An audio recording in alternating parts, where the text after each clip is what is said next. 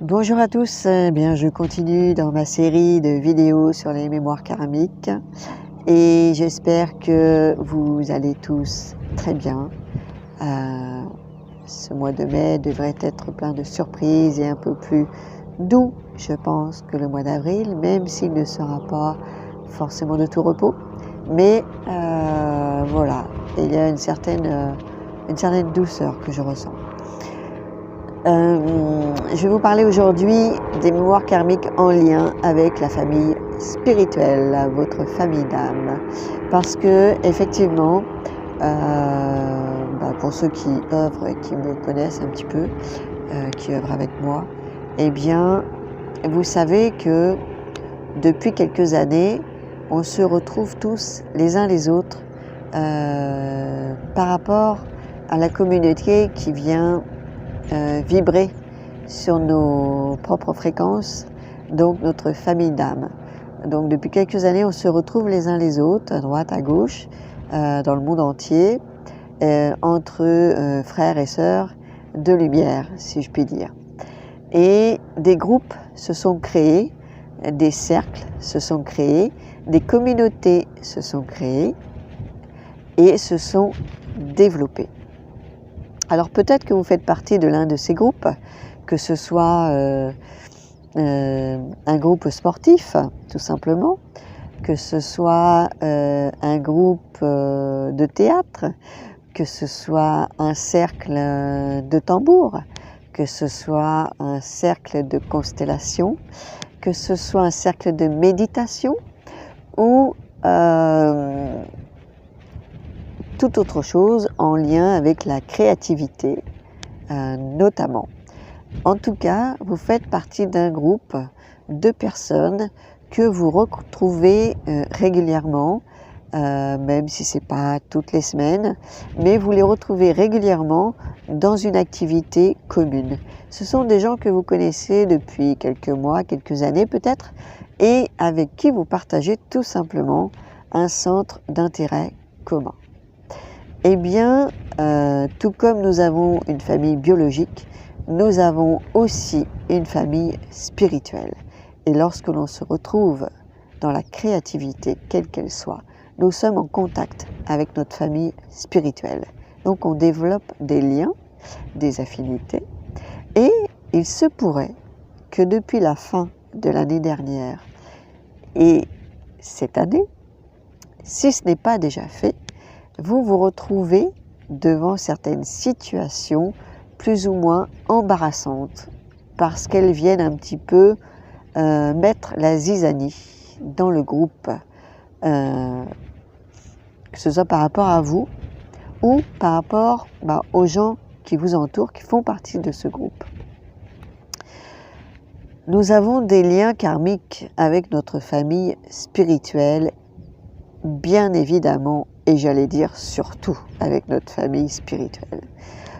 Ce sont des âmes que vous connaissez depuis des vies et des vies, avec lesquelles vous avez déjà expérimenté tout un tas de choses pour continuer, comme d'habitude, à grandir et à évoluer.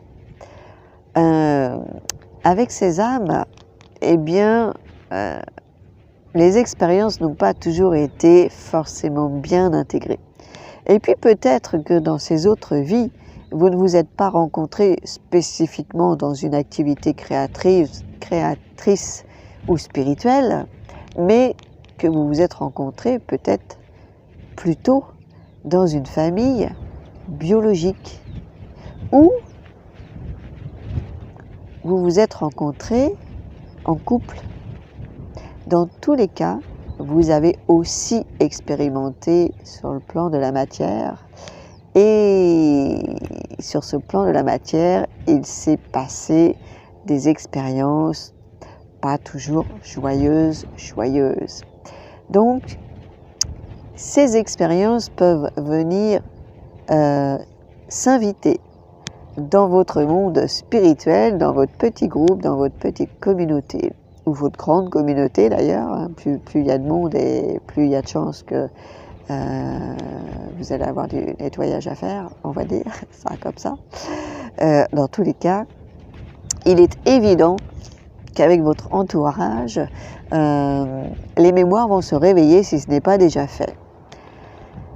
Et là, je vous invite, surtout pour ceux qui sont en conscience, que nous vibrons surtout à travers nos blessures,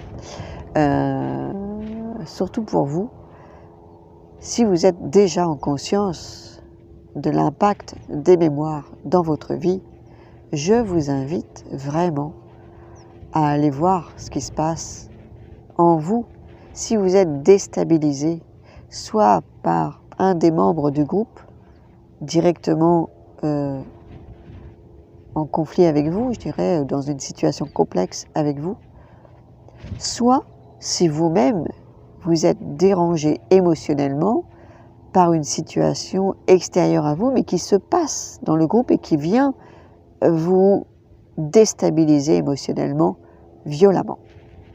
Parce que si c'est violent, c'est que, évidemment, les mémoires sont en train d'exploser aussi chez vous. Alors je vous invite vraiment, si vous avez l'habitude de vous rencontrer entre vous, eh bien vous poser et à réfléchir à la question. Parce que dernièrement, je peux vous dire, pour mon expérience personnelle, que j'ai fait cet exercice par rapport aux personnes avec qui je partage certaines activités. J'ai fait cet exercice, j'ai répertorié en fait ces personnes avec qui j'œuvre depuis principalement 1 an pour certaines. Et bien dans la liste des personnes avec qui j'œuvre, il y avait certaines d'entre elles avec qui j'avais des mémoires à libérer. Sans qu'il se soit forcément passé quelque chose pour moi, spécifiquement. Mais la vie est un laboratoire, hein, quand on œuvre sur le chemin de l'âme. Et nos amis, la famille sont le premier laboratoire et sont le premier miroir des énergies qui s'activent au niveau collectif. C'est un microcosme, l'entourage, c'est un microcosme de ce qui se passe au niveau collectif. Donc on apprend beaucoup à travers les autres, et si on est observateur et un petit peu en lien avec les énergies quand même, eh bien on voit ce qui se trame sur le plan collectif. Donc oui, nous sommes dans une année karmique. Les travailleurs de lumière œuvrent en solidaire, en co-création. Ils œuvrent déjà depuis quelques années. Mais cette année, ils ont une mise à jour à faire, visiblement. Ils sont invités, en tout cas, à la faire pour aller encore un peu plus loin sur leur chemin, en tant que collectif, notamment. Chacun a ses propres dossiers à régler, avec un tel. Donc chacun a sa part à faire pour aussi aller vers l'autre de manière beaucoup plus juste, équilibrée et harmonieuse. Donc de mon côté, j'ai fait effectivement ce nettoyage et je me suis aperçue d'ailleurs que dans la liste, il y avait notamment une personne plus particulièrement avec qui j'avais déjà nettoyé des tas de mémoires dans les années passées et avec qui il y avait encore des dossiers qui se présentaient cette année. Comme quoi, le chemin, il est jusqu'au bout, hein, jusqu'au dernier souffle, et tout au long de notre vie, quand on est venu pour ça, puisque mon âme est venue, hein, moi spécifiquement dans cette incarnation pour ça, pour se libérer, eh bien, elle continue à se libérer. Donc c'est pas le gros chantier, c'est juste une mise à jour par-ci et une mise à jour par-là. Et en tout cas pour moi, hein, parce que pour d'autres, le chantier il est monumental. Et voilà, pour l'instant je ne fais que des mises à jour de mon côté. Mais voilà, ça ne veut pas dire que demain, je ne peux pas me retrouver devant un chantier. Quand l'âme a décidé comment dire, eh ben de se détacher en fait de ces boulets, de se détacher de ces chaînes, de, de, de sortir de ces carcans, de sortir de ce qui l'enferme, de ce qui la rend malheureuse, de ce qui l'empêche d'être elle-même, de vibrer dans ses sentiments, dans ses émotions, dans son authenticité, eh bien, elle fait tout pour avancer sur ce chemin.